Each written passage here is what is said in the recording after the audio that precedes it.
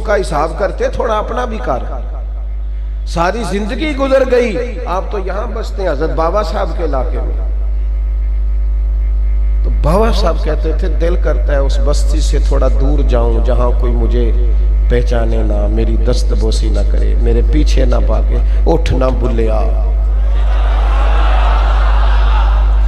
درد دیکھو اس کے پیچھے کتنا ہے.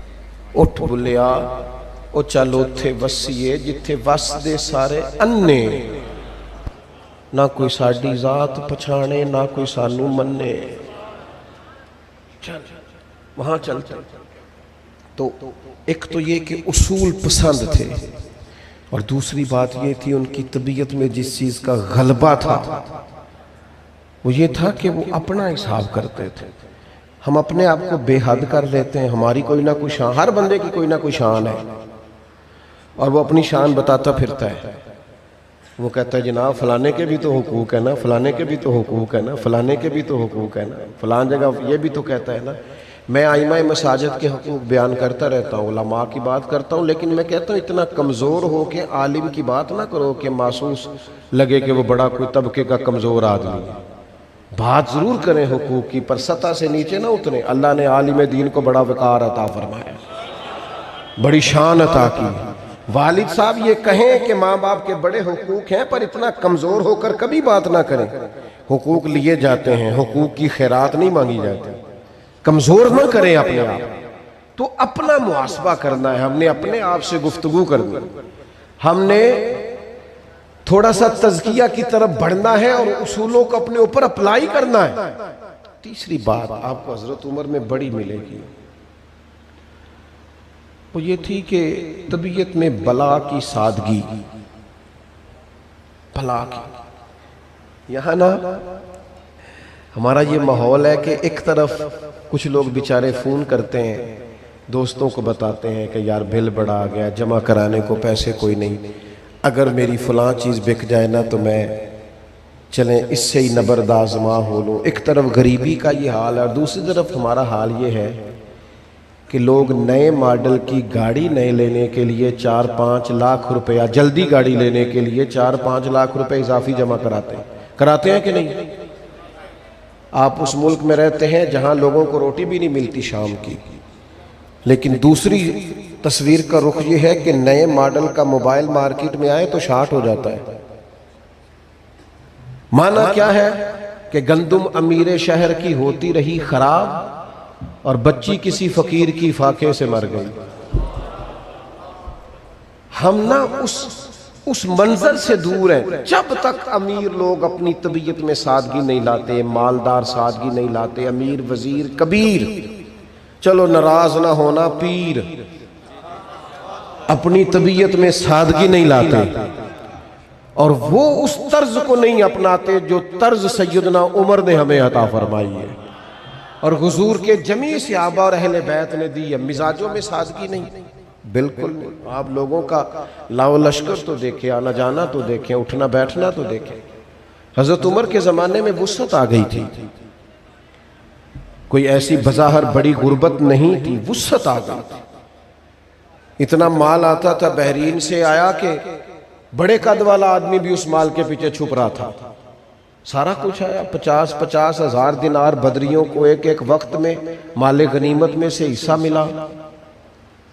لیکن مال آنا اور ہے, دل میں بسانا اور ہے.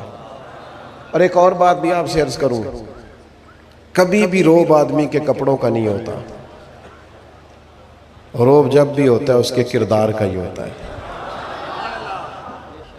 آپ 6 کروڑ کے گھر میں رہتے ہو, 1.5 کروڑ کی گاڑی میں بیٹھتے ہو, اور پیسہ اگر ٹھیک نہ ہو تو لوگ دروازے پہ کھڑے ہو کے کہہ دیتے ہیں 2 نمبر مال ہے, کہتے ہیں لوگ. اور چھوٹا سا افسر ہو, ٹوٹی ہوئی کرسی پہ بیٹھا ہو, پرانا ٹیبل ہو, لیکن اس کے دفتر کے باہر کھڑے ہو کے سیاںا بندہ بھی کہہ رہا ہوتا ہے کہ یار بندہ بڑا اصول پسند ہے, نہ معاذ اللہ رشوت لیتا ہے نہ سفارش ہوتا ہے. لوگوں کی ٹانگیں کانپ رہی ہوتی ہیں اندر جاتے ہیں.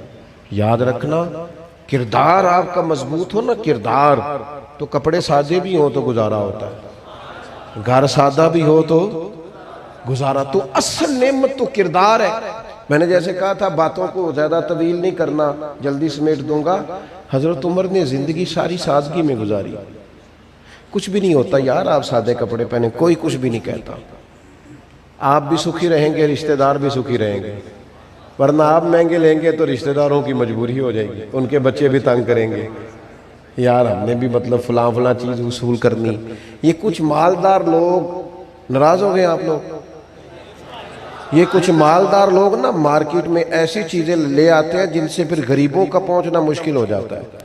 تو اگر آپ تھوڑے سادہ رہیں، ویسے بھی ڈاکٹر کہتے ہیں آج کل کہ سادہ غذا کھائیں صحت ٹھیک رہے گی۔ پہلے ڈاکٹر کہا کرتے تھے کچھ آرام کریں آپ کی طبیعت ٹھیک ہو، آج کل ڈاکٹر کہتے ہیں کوئی کام کریں، کوئی سحر کریں تاکہ طبیعت آپ کی ٹھیک ہو۔ انداز ہی بدل گیا، آپ یقین کریں، رخ ہی بدل گیا دنیا کی۔ حضرت عمر کنکر مار رہے تھے، جمرات پہ رمی کر رہے تھے، ہمارے عرف میں کہتے ہیں شیطانوں کو کنکر مارنا۔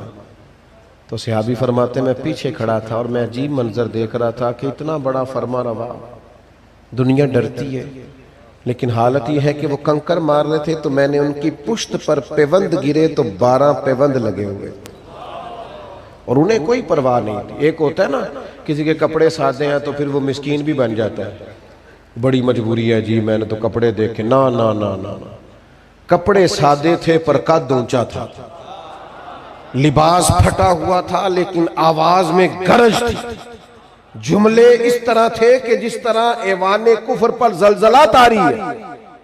وہ لباس کسی جگہ انہوں نے اس کو کمزوری کے طور پر استعمال نہیں کیا۔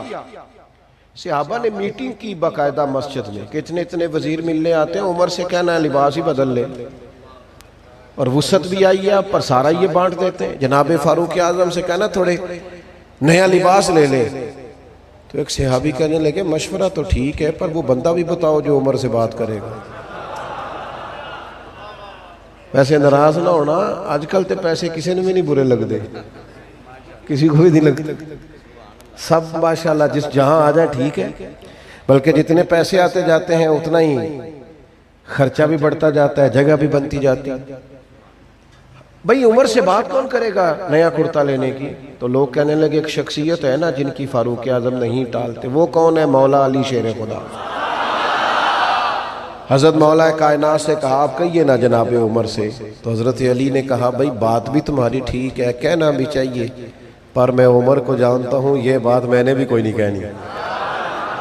دیکھو تو صحیح کہلانا کیا ہے کہ ذرا لباس مہنگا پہن لیں۔ بات چلتے چلتے حضرت مولا علی کے مشورے سے سیدہ عائشہ تک پہنچی، انہوں نے بلا لیا، حضرت عمر حاضر ہو گئے، کہا صحابہ کا خیال ہے کہ لوگ آتے ہیں ملنے کے لیے اور اللہ نے آپ کو اعزاز دیا ہے، تو لباس بدلنے میں حرج بھی کوئی نہیں، اور جائز پیسے ہو تو شریعت منع بھی نہیں کرتی، تو آپ کیوں نہیں تبدیل کر لیتے؟ تو حضرت عمر کہنے لگے اماں جی آپ حکم کریں، شام کے لیے بدل لوں گا میں، جیسے آپ کہیں، ہر جگہ سر اٹھایا نہیں جاتا، کچھ جگہ سر جھکا کے بھی بات مانی جاتی ہے، حکم کریں بدل لوں گا۔ لیکن ایک بات کرنے کی اجازت ہے؟ سیدہ پاک فرمانے لگی عمر کیجئے، تو فرمانے لگے اماں جی یہ جس طرح کا کپڑے میں نے اب پہنے ہیں نا، میں حضور کے زمانے میں بھی اسی طرح کے پہنتا تھا، ابو بکر صدیق کے دور میں بھی میرا رنگ یہی تھا، میرا دل کرتا ہے میں وہیں کھڑا رہوں جہاں کریم نے ہمیں کھڑا کیا تھا، میرا جی چاہتا ہے، میں نہیں چاہتا کہ میں کسی آسائش میں جاؤں۔ بس جناب عمر نے بات کی، پھر جواب کوئی نہیں آیا، تھوڑی دیر کے بعد صرف سیدہ عائشہ کے رونے کی آواز آئی، اور فرمایا عمر لوگ بھی ٹھیک کہتے تھے پر جو آپ کہتے ہیں وہ تو بالکل ہی ٹھیک ہے، وہ تو بالکل درست ہے۔ میرے بھائی تھوڑی سی سادگی آ جائے نا مزاجوں میں۔ ایک مصر کے ادیب ہیں، انہوں نے بڑی خوبصورت بات لکھی ہے سمجھانے کے لیے۔ وہ کہتے ہیں کہ میرے ایک دوست تھے، تو میں اچانک ان سے ملنے کے لیے گیا تو ان کے پیٹ میں بڑی تکلیف تھی، تو میں جب پہنچا تو بڑے بے چین تھے، بے قرار تھے. میں نے کہا کیا ہوا؟ کہنے لگے یار کھانا مزیدار تھا، ذرا زیادہ کھا بیٹھا ہوں، تکلیف ہے. کہتے میں نے ڈاکٹر کو بلایا اور میں ان کی دوائی کا بندوبست کیا. کچھ اللہ تعالیٰ نے اس حکیم طبیب کے مشورے سے دوا سے انہیں افاقہ ہوا. تو واپس لوٹا تو اپنے علاقے کے قریب سے گزرنے لگا تو ایک جگہ پہ چند لوگ جمع تھے اور پریشان تھے. تو پوچھا کیا ہوا؟ کہا غریبوں کی بستی ہے. میں اتر گیا تو جا کے دیکھا تو ایک شخص پیٹ کی درد میں شدید مبتلا. تو کہا تو میں نے پوچھا کیا ہوا؟ تو کہا اس نے 3-4 دن سے روٹی نہیں کھائی، بیچارہ غریب ہے. تو دانشور کہتے ہیں کہ اسے بھی میں نے، چونکہ میرے جاننے والے تھے کافی سارے ڈاکٹر حضرات سمجھ لے زیادہ حکیم، تو میں نے بلایا، ان کو بھی دوائی کھلائی. لیکن جب میں گھر لوٹا تو میں سوچنے لگا کہ وہ جو زیادہ کھا کے بیمار ہوا ہے وہ اگر تھوڑی مناسب کھا لیتا تو یہ بیچارہ جو بھوک سے بیمار ہو گیا یہ تو بچ جاتا اور پیٹ درد دونوں کی ٹھیک ہو جاتی، اس کی بھی ٹھیک ہو جاتی اور اس کی بھی ٹھیک ہو جاتی. ہمارا یہ مسئلہ ہے کہ جب ہم پہلے لوگ بات کرتے ہیں غریبوں کی، مسکینوں کی، لیکن جب ان کے پاس مال آتا ہے پھر وہ کہتے ہیں غریب سیانے ہی نہیں، محنت ہی نہیں کرتے، ان کو محنت کرنی چاہیے، جد و جہد کرنی چاہیے، یہ عقل مند ہی نہیں ہوتے. وہ بھئی غریب تو سیانے ہوتے ہی نہیں، کیونکہ جدے کار دانے. عقل کے لیے بھی تو پیسوں کی ضرورت ہے نا، تو وہ آئیں گے تو پھر یہ عقل آئے گی نا، گاڑی ہوگی تو چلانے کا طریقہ بھی آ جائے گا. آخری گزارش آپ کی خدمت میں یہ کرنی ہے میرے بھائی، 1 محرم ہے، حضرت عمر کا یوم شہادت ہے. میری ایک دیرینہ خواہش ہے، آپ کی خدمت میں وہ بات عرض کرتا ہوں. حضرت عمر نے نا زندگی گزاری قوم کی فلاح و بہبود کے لیے. کس کو نہیں پتا، اس مجمع میں چھوٹا بچہ بھی ایسا نہیں ہوگا جسے پتا نہ ہو کہ حضرت عمر چہرے پہ نقاب ڈال کے لوگوں کی خبرگیری کرتے. سب کو پتا ہے؟ بولیے. بولتے نہیں، آپ ناراض ہیں؟ کہیں الحمدللہ پتا ہے. چلیں انشاءاللہ اسٹیج والوں نے بھی بولنا ہے انشاءاللہ، وہ بھی سب کے ساتھ ہی ہیں، جمہوری ملک علیحدہ نہیں، پتہ ہے سب کو جی. تو حضرت عمر نے یہ کہا تھا یہ کام صرف حکمران نے کرنا ہے، دوسرا کوئی نہ کرے. کہا تھا؟ بولیے. خیر خواہی صرف حکمران کرے گا، دوسرا کوئی نہیں کرے گا. چل تو چہرے پہ نقاب ڈال کے رات کو پتہ نہ کر کے آ، بازار میں نکل کے جن کا تجھے پتہ ہے کہ مجبور ہے ان کا ہی خیال کرنا شروع کر دے. باتیں صرف سنانے کے لیے، تقریریں صرف ہو حضرت آ جائیں 2 گھنٹے خطاب کریں، پھر کیا ہوگا؟ میں اکثر دوستوں سے کہتا ہوں تقریروں کی کانوں کی لذت سمجھ لیے. اتنا بڑا مجمع ہے، وہ کہاں تک ماشاءاللہ پیار سے لوگ آئے. ایک بندے کو یہ حدیث آتی ہے کہ حضور نے فرمایا ایک طوائف نے، گناہگار عورت نے، مانا یہ کہ گناہگار عورت نے کتے کو پانی پلایا تو بخشش ہو گئی. آتی ہے سب کو آتی ہے. یہاں سڑک پہ کتا مر جائے، کبھی آپ نے دیکھا مرے ہوئے کو بھی کوئی ہٹا دے، سائیڈ پہ کر دے؟ گاڑی کے ٹائروں سے اس کا گوشت لگ کے سڑک سے ہٹتا ہے. کس لیے دین سنتے ہو؟ کس لیے محفلیں، تقریریں، جمعے، خطبے؟ مانا کیا ہے؟ بس سنا سبحان اللہ کہیں گزر گئے؟ گاڑی کے ٹائروں سے کتوں اور جانوروں کے گوشت لگ کے سڑک صاف ہوتی ہے، مرے ہوئے کو بھی کوئی سائیڈ پہ کرنے کو تیار نہیں. کس لیے دین سیکھا، پڑھا، سنا، سنایا؟ پتہ چل جائے اب جس کی تصویر سیاسی جلسے پہ نہیں آئی اس کی دینی بورڈ پہ آ جائے، اس لیے محفل ہوتی ہے. تھوڑا سا نام ہو جائے خدا را. حضرت عمر کی زندگی پڑھنے والوں، سننے والوں، بتانے والوں، جناب فاروق اعظم حکمران تو بعد میں بنے، لیکن ان کے جو اخلاقی رویے تھے، جو خبرگیری تھی، جو اصول پسندی تھی، جو ان کا اپنا محاسبہ نفس تھا، وہ تو ساری زندگی جاری رہا. ہم سمجھتے ہیں یہ کام صرف ہم حکمران بنیں گے تب کریں گے، اپنی زندگی سے کام لیں. عمر بیتتی جا رہی ہے،